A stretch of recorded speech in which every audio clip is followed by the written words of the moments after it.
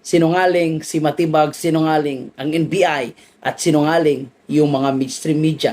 Hindi totoong nirescue yung mga trabahante ng Davao Mighty Steel. Sila po actually ay pinabayaan at ayon sa kanila, hindi totoo yung kiniklaim ng NBI. Yan po yung ating pag-uusapan at marami pang iba.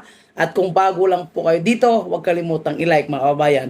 At huwag na po natin patagalin, ito, pakinggan natin yung mga ordinaryong trabahante na ngayon ay naghihirap dahil sa ginawang pamumulitika o ginagamit na propaganda ng administrasyon ni Bongbong Marcos. Imbis na tulungan, yung sinabi nilang nirescue, sila ngayon ay tinanggalan ng trabaho. Grabe ang gobyerno ito. Oo. Kirisyo, bagay ang Kirisyo, di ba? Isa pa, moingon sila nga kirisyo, wala man may kidnap sa kumpanya. Oo lagi. Wala man may kipistiin niya. Wala man may kipistiin. Wala man may kikulong na. Sa inyo sir, say idea ninyo nga main reason nganong gi-raid mo. Ang number one lang ay ginakuan sir, ang sa karon radioactive. Ang number one nila ginakuan sa company kasi kuan na sila sa test chemical sa kumpanya. Karon sa standard daw ang among mga bakal kay katudong na hugso mga bitbit sa bato pagidang daw ang ginamit ng materialis is ikan dili ang kalidad. Amo na pan sir, sila na mismo nagikan nga radioactive man kanang among pandya. Kasi kung makapasok radiation dia pero nganong ang mga tao ang head sa management ang banday is diha man nila giditin. Tingnan nyo mga kababayan natin ha, bisto talaga ang kanilang kasinungalingan. Kung may radioactive, supposed to be, yung mga trabahante pati, ay ano na yan sila, kumbaga nasa katawan na nila. And dapat i-isolate sila o lilinisin yung kanilang mga katawan. Pati yung mga nasa NBI, hindi naman po sila may mga suot na protective gear para doon sa sinasabi nilang may radioactive sa loob. Kaya duda po ang mga taga Davao na ito po is talagang pamumulitika lang, propaganda lang. Para kunwari may tinatrabaho po sila at may sisihin lang po sila sa mga nasisirang building, sa mga nakaraang lindol sa ilang parte po ng Mindanao, kagaya ng Jinsan. Sinasabi nila na yung mga building daw na, yung mga bakal daw na ginamit ay galing daw sa Davao Mighty Steel, which is yung kanilang company. Pero para sa kanila, hindi daw totoo yun. Eh ako rin naman nature yun Kahit gaano katibay yung mga materials na ginamit mo, kung talagang sobrang lakas yung lindol na yon, masisira naman talaga. Isa pa, kung humingon sila nga ang pan na radioactive dia ngano nga nag-examine naka-polo shirt naman. Oh, di Wala ba? may proper PPE. Isa pa, Naka-polo detector shirt lang. sila detector. Kung unsa ang panangitan ang detector, daga di uban aparato nga dili biya gid sa mo pandetso, di ba? Wala ta kaingon pinakalibrate na ilang pandya. Ang isa pa sa mga muingon man sila dahil nga nang wala man sila nagkandang og laboratory testing sa mga materialis nga na diya sa sulod. Diba no? Tingnan nyo po mga kababayan natin. Ang sabi ng mga trabahante, hindi man sila nagkaroon ng laboratory testing para malaman kung totoo yung kanilang mga claim. So, mga trabahante, duda rin sa sinasabi nitong si Matibag. Kung maingon silang radioactive sa mga tre, nariting dugay diri nga trabante. O may nangaunsa sa mga. Ang ilaara. Ganda dito, dugay na nga company siya nga kauban ang mo diri 8 years, 9 years, handog ka ron siya. 10 years. 10 years. 10 years na siya. Yes na daw siya. Wala may nakuan sa mga. Inis na daw siya, wala naman siyang sakit kung mayroong radioactive. Di ba? Di kung may radioactive, dapat yung lahat ng mga trabahante, kinarantin nila. Wala naman, pinabayaan nga nila Walang trabaho, walang mapakain sa pamilya. Ako na sa impay, mag-grade. Kung saan na namin mga trabahante nga nakulban na may kaldero. Wala na daw sila Aman sila makasain. ginong yaon. Narin mo karon tabangan mo sa gobyerno. Aman sila gipagawas na statement ngayon wala na. Ultima City wala man. Nagingon mga Sabi daw sa kanila, tutulungan sila ng gobyerno. Hanggang ngayon, wala rin tulong na dumating sa kanila. trabahante nga wala nagtrabaho. Namoy madawat, gikan sa gobyerno, isporta sa Wala. trabahante. Wala man. O ikaw among ginapadol karon madungog ko na nga mo sa mga empleyado. Ang ipagawa sa social media, ang panla sa kumpanya, ang pagpandaw sa kumpanya, ngani-ngana. Wa sila naglantaw sa mga talaga kita budget. Ang report ito 174 na ang butong 300 ka pin. Nakaroon, asa may upan. Maingon sila, dagan mong duli. Ati man nung diretso sa duli. Na naman ay ginakuha ng proseso ang duli, di ba? Tinod. Siyempre, aning karoon. Wala may mga trabaho. Napay may mga estudyante. May mga anak. Magkuha ano mo, pangwarta. Wala naman yun. Board, pag ginagawa ba namin, sir? Board panguban. Gawa sa inyo ha. Gawa sa inyo ha na apektado ka muna mga trabahante diya sa Vitis Team. Kami po, ang mga So grabing naapektuhan, no? Ang dami po mga kababayan po natin. Pati yung mga negosyante. At nakita ko parang may mga scrap materials din na binibili sila. So lahat talaga mawalan talaga ng trabaho dyan. Kaya ito palagay ko mga kababayan po natin may propaganda silang ginagawa dito. Duda lang ako sa ginawa po ng NBI mga kababayan natin. At bakit sa Davao? 'Di ba? Bakit 'yun ang kanilang tinatarget talaga?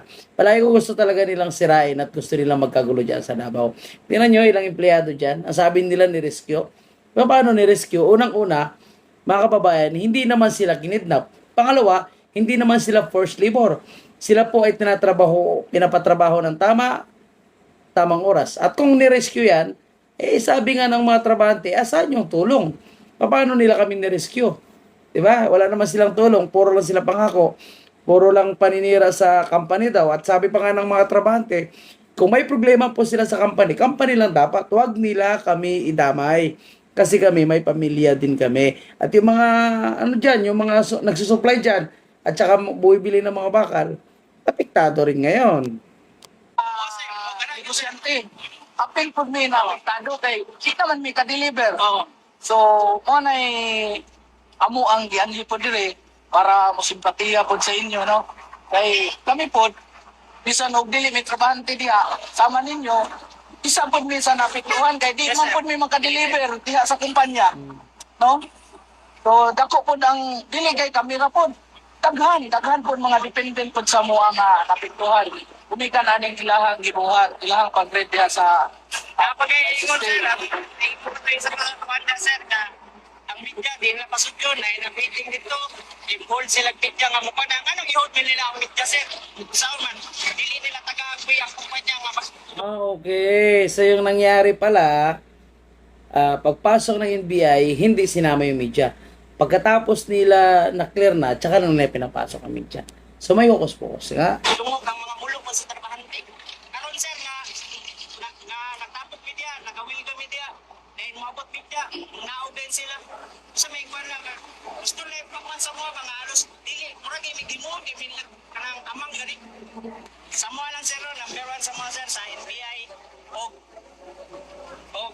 kwan man sir nga, nagbayulit yun ang among company. Dapat sir, una-una po nila sir nga, kung nag-care yun sila sa mga, kung tinuod nga gi-rescue mi nila, punta, magkuhan sila sa mga nga, bago nila nagibuhat, una-unaon nila mga trabante, ug asa mi nila dalaon, kung sa ihata. So, ayan po mga kababayan po natin, sabi nga nila, dapat iniintindi rin nila yung mga trabante bago nila ginawa dyan kung may problema sila sa company. O, tuloy tayo. Hatag sa mga benepisyo. Okay. Kung sa tinuod na sir, mutuman man ang kumpanya, mutuman man ang mga trabante. Ang amuha lang, pero ang amuha lang, natebo mo pero pabor lang tanan sa ilaha, ang pangstabo. Pero dagang mga trabante, mulo na mo, number 1, amo pasildo, hantod karon wa pagid. Asa may bibigyan mga pag-financial na mo. Wala may among gibuhay sa mga pamilya among trabaho. Kumusta ba ma'am? Gawas sa gi-confiscate niyo radio, ang inyong mga armas or sapato? Ito, mga O unsa pa may security naman nawala to. sa inyo ma'am? Actually, naay mga trabahante nga nadunggan ako nga nawala ang kwarta. Sa ilang mga bags, di ng tindahan pod. Naman may kantin dito actually sa sulod nga dito pag kaya ang mga trabahante bawal man dito gawas. So na may kantin, sariling kantin nga para ang mga patrabahante dito na mapaon, mapalit. Di na ako nadunggan ako nga nawalan pa din sila kwarta dito nga na. So How much pod ma'am? Estimated. dili ko sure, dili ko makayong pilang nawala basta ilang gingon nawalaan din sila kwarta. Napay mga trabahante sa taas na mga katabang sulod naman actually namin katabang sa sulod sa taas. Napo ginawalaan ko daw sila kwarta. Pero wala lang pagingog dati, pabalikon daw sila. Pero ako alam ni Hakay, nakaisar man ako sila. Napabalikon daw sila after pagka tomorrow, di ba, karon grade. August 13. August 13, pagka August 14, pabalikon sila kay refund lagi daw sila. So pagka 14, nabalik na sila diri di naman kasulod. Di naman pasudlan dito Even mga abogado sa Mighty, dili pasudlon. Kaya lang reason na ay radioactive sa sulod para safe daw. Wala man ako ni bawan, ma'am. Ma'am, unsa ba nabatay panawagan as a whole kamo nga mga empleyado nga somehow kasabot ba or wala sa kung unsa ang kinatibuk ang panghitabo? Actually, wala may kasabot. Ngano, kay pakuan na yun, actually, biglaan yun ba yung pag-abot nila. Grabe na mga kababayan po natin, ang dami na noon. Mahigit 300 po yung nawala ng trabaho. Kung totoo naman talaga na mayroong radioactive, so dapat nakaprotektado yung mga nagre-raid. And then yung mga empleyado na yan, kung may radioactive yan sa tagal ng panahon, di sila, kumbaga contaminated na, meron na rin radioactive sa kanilang katawan. Pero bakit hindi sila nilaboratory? Hindi sila chinek? So, parang ganoon lang. Kaya, alam nyo mga kababayan po natin, yung nangyari dyan, kaduda-duda. At alam naman natin, no? At lalabas na naman talaga ang katotohanan. Pero habang iniimbestigahan nila yan, at kung totoo man o hindi, dapat, kung totoo sila sa kanilang pinagagawa at pinangako sa mga empleyado, na kunwari ni-rescue nila, tulungan nila yan. Kasi yan ang napaka-importante. Hindi naman kasalanan yan ng local government national government yung gumawa ng gulo dyan Sila yung nag-read So, obligasyon dapat yan ng national government na tulungan yung mga trabahante makapasok sa ibang trabaho o habang hindi pa makapasok, dapat bigyan nila ng financial na tulong dahil sila yung gumawa ng problema dyan. Yung mga trabahante, hindi naman sila pinipressure magtrabaho. Sinasahuran naman sila ng tama. Ngayon nagsara yung company. Hindi sila masahuran kasi sarado yung company. Kaya, ayan mga kababayan po natin, narinig mismo natin, nagaling mismo sa mga empleyado kung paano sila binodol na naman ng mga nagredyaan at pati po yung dole. Hindi naman tinupad yung mga pangako sa kanila. So marami pa tayong pag-uusapan. Mga kababayan po natin, huwag kalimutang i-like. Piling aping-api na naman yung mga miyembro ng prosecutors. Dahil nga nagsabi po itong si Presiding Judge Chis Escudero na posibleng maglabas ito ng desisyon patungkol po na magkaroon ng restriction sa pagsasalita sa nangyayaring impeachment trial ni Vice President Sara. So, feeling nila, aping-api sila at baka daw pagbawalan sila. No? At sinabi niya pa na baka ito na daw yung huling pag-uusap nila. Sinabi niya yan sa mystery media. Hindi naman ganun kasi ang ibig sabihin. Pero alam mo yung mga propagandista na gusto nila feeling sila ay biktima. Feeling nila nagkakaroon na ng censorship. Feeling nila ay pinaghihigpitan na sila. Feeling nila ay ipagbabawalan sa kanila yung pagkukomento. Pero syempre, limited. Kasi ito kasi unlimited. Lahat na lang, no? Mula Lunes hanggang Linggo, nagkakaroon sila ng press conference kung paano banatan si Vice President Sara, paano banatan yung mga abogado po ng defense. At hindi lang po yan naglalabas po sila ng kanilang personal na komento or opinion na gusto nila impluwensyahan yung mga nanonood sa kanila. Siyempre yung mainstream media, pinapakalat yan. Kaya feeling tuloy ng taong bayan ay totoo at tama yung mga sinasabi ng kanilang witnesses na puro naman fake at wala ngang personal knowledge. So, gaya nito, sinasabi nila doon na nag-gaslight daw yung defense team ni Vice President Sara nung kinuwestiyon niya yung patungkol sa ipinos niligutan na pinagkakalat niya na allow daw yung misleading base po doon sa nangyayaring trial sa impeachment ni Vice President Sara. Pero hindi naman ganon yung ibig sabihin po ng defense. Nung sinabi ni na hindi pwede yung misleading, sabi niya allowed. Yung tinutukoy niya is yung pagtatanong niya yung allowed. Pero binigyan nga ng ibang kahulugan, niligutan, dahil kinat niya lang yung part na yon at pinagkalat sa media at pinick up ng Mr. Media. Kaya nga nagreklamo po, mga kababayan natin, si Attorney Sison. Pero anong sabihin nila? Tama pa daw yung sinabi ni Likutan. Kaya tama rin na magkaroon po ng desisyon yung presiding judge para at least malinaw, no? At kung magkakamali sila, dapat magkakaroon ng penalty. Kasi nakikita nyo naman kung paano sila nagiging propagandista. Pakinggan yung sinasabi ng lola nila. Wala namang intent na manira si Attorney Virgil. He was just explaining a question of law and procedure. And he is correct in saying na pag-reading Reading is allowed and cross. Misleading is not allowed. Yun lang ang point niya. I don't think it was meant. Okay, yun ang point niya, sinasabi ni Kapunan. Pero ang sinasabi niya kasi, after doon, sa nangyaring sagutan po ni Kapunan at ni Atty. Christine Ferrer, na parang pinapalabas nila na sinasabi ng defense na allowed yung misleading. Oh, yan ang gusto nilang palabasin. Ito kasi sinasabi nila ay puro palusot lang, mga babayan po natin.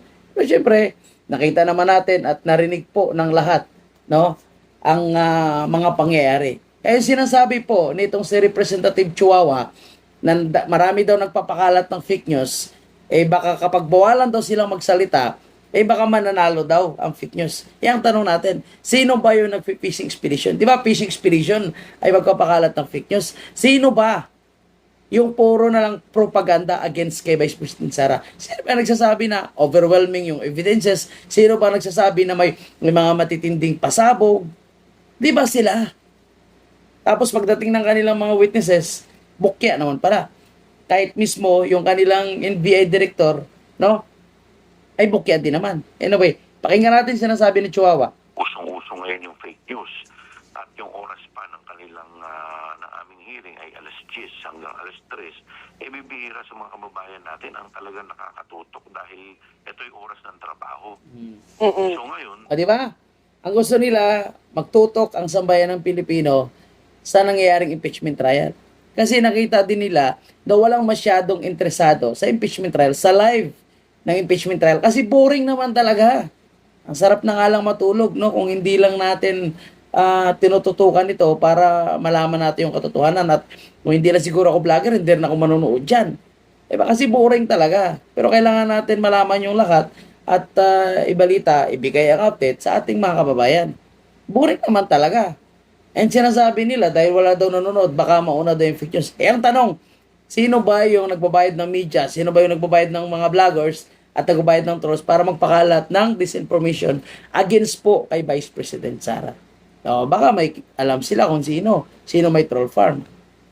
paano na yan? Pag uuwi sila, makikita nila kadadasan, mga may iksing mga mga interviews. Yan ang iniwasan nila. Kasi ang gusto nila, pati yung propaganda nila, pick upin ng tao bayan. Eh, wala na kasing naniniwala doon. At sino namang gusto mag-share, mag-upload ng mga buong live stream na napaka-boring. O, siyempre, kunin na lang yung importanteng nangyayari kung saan may mga umamin, may mga nabisto, may mga nakitang nagsisinunggaling na mga witness. Isa-censor pa kami, eh, paano pa sila maiimpormante? Aha. Malalaman kung ano talaga yung nangyari, kung ano yung totoo. Lalong-lalo na naglipanan ng ilang fake news. Kayo ngayong fake news eh. Kung Gago. pakipaliwanag nga lang po, kasi hindi naman tayong lahat ay alam kung anong subjudice. Ano po ba ito? At bakit ito ay bakit pinagbabawal sa court na ipaliwanag yung merits ng case outside of the trial? Well, normally, kaya ang subjudice, pinababawalan ng both parties, hindi lang ang isang partido, no? Both parties Yes. yan, na magbigay ng mga komento patungkol sa merito ng kaso. Na sa ganun ay hindi na pe-prejudge kung ano man yung magiging... Yan ang problema kasi. No, sila yung nagbibigay ng komento sa nangyayaring trial. Tapos sinasabi nila na para maiwasan yung pag-free judge sa nangyayaring trial po. Iyon ang ginagawa nila eh, di ba? Kaya takot sila mga kababayan natin na magkaroon po ng censorship. Kasi takot po sila na masira yung kanilang pagiging propagandista. So marami pa tayong pag-uusapan. Iyon po mga kababayan po natin. Nakita nyo kung gaano sila kaiyakin, kung gaano po sila kapiling api sa sinabi po ni Chis Escudero. At sa pagpapatuloy ng ating diskusyon, mga kababayan, ito na yung negatibong resulta sa suna po ni Bongbong Marcos. Dahil kagaya ng kanyang pinangako, nabababa na po yung singil ng kuryente, makakaluwag na tayong mga Pilipino. Abay hindi po, lalong sisikip pa yung dibdib natin at lalong kailangan pa natin magigpit ng sinturon at lalo pong iiyak na lang tayo mga Pilipino dahil tataas na naman ang singil po ng kuryente. Ayon dito sa balita ng GMA, sabi dito, asahan po natin na tataas po yung bayarin natin sa kuryente ngayong August 2026 dahil ang NGCP po ay tataas yung kanilang transmission charge up to 22.22%. So kabaliktaran, yung mga nangyayari sa pinangako ni Bongbong Marcos. At yung sinasabi niyang tanggalin ng mga charges sa kuryente na hindi naman po kasalanan ng mga consumer, itong mga losses charges, wala pong mangyayari. So, hanggang ngayon, asa na lang po tayo na mangyari yung kanyang pinangako. Pero habang umaasa po, yung mga Pilipino, lalo namang nag-aabuso itong mga nagcha-charge sa atin ng bayarin sa kuryente. So, ang hirap, di ba? Ang hirap maniwala doon sa kanyang mga pinangako. Yung pagpapakulong, walang nangyari, no? Ang presyo ng bigas, yung patubig sa mga farmers, sa mga farmland. So, nangyari na dahil binahang nga po tayo, dahil wala rin flood control na nangyari. At alam nyo ba, kahit dito sa Bulacan, sinabi ng mga taga Bulacan, no, na yung mga proyektong nakapinding ay hindi pala ginagalaw ngayon dahil under investigation pa daw. E paano nagkaroon ng under investigation? Parang wala namang nangyaring pagpapakulong doon sa mga tunay na mastermind. At lagi ko itong sinasabi kapag ako ay gumagawa ng video na mas nauna pang ipinakulong yung mga inosente kagaya ni dating Congressman Mike Defensor at Senator Marcolita. At yung ayaw bumaliktad na Senator Chingo Estrada hanggang ngayon nakakulong pa rin. Pero yung mga bumaliktad na hinog na ang kanilang kaso, kagaya ni Joel Villanueva at Chis Escudero, hanggang ngayon, ligtas pa rin. O balik tayo dito sa usapin ng kuryente. So wala talaga. Literal na isang napakalaking sinungaling. Kaya wala na tayong aasahan. Kaya yung sinungaling talaga ay kapatid ng magnanakaw. Dahil lalo tayong pinagnanakawan ng mga electric cooperative ngayon. Hindi lang Meralco. So ano na? Ano na nangyari sa mga pinangako ni Bongbong? Kaya naman pala, masyadong agresibo po itong si Boying Rimulya. At sunod ng sunod kung sino po yung gustong pabagsakin, sino ang gustong ipakulong ni Bongbong Marcos. Kasi bantakin nyo, ibinulgar ni Congressman Erice na mahigit 1 bilyon ang confidential fund ni Boying Rimulya. So kung mahigit 1 bilyon ang confidential fund ni Boying Rimulya, kung totoo man ito, mga kababayan po natin, kagaya ng ginagawa nila ngayon sa kay Vice President Sara, dapat imbestigahan din ito at isa publiko kung saan ginamit ni Boying Rimulya yung kanyang confidential fund. Di ba? So ang laki, no? Mahigit 1 bilyon, isang taon pa lang yan. Paano pa sa mga susunod na taon? O ngayon, magkano kaya ang kanilang confidential fund? Ang kay Bongbong Marcos is mahigit 10 bilyon. Grabe, ganun kalaki, mga kababayan natin. Pero, walang pinapakita kung saan ito ginagamit. Pero ngayon, kay Vice President Sara, nabariya lang sa mga confidential fund nila, galit na galit sila, at para bang si BP Sara may kasalanan sa lahat na korupsyon. Isa totoo lang sila yung mga magnanakaw. And in fairness, mga kababayan, dito po kay Congressman Erice. Dahil sa lahat ng mga dilawan ngayon, parang siya na lang yung naninindigan. Kasi yung mga dilawan na naging pink, ngayon ay naging pula na. So parang si Erice na lang, yung dilawan ngayon na naninindigan. At walang takot na binubulgar ang usapin po sa korupsyon. At walang takot na nagsasalita na budol, itong si Bongbong Marcos at itong si Claire Castro, dapat bumaba muna sa kanyang lugar, huwag puro sa Malacanang para makita niya ang katotohanan. Again, mga kababayan, kung patas po sila, ang Kongreso at ang Senado, dapat imbestigahan din nila kung saan napunta ang mahigit 1 bilyon ng confidential fund ni Boying Rimulya.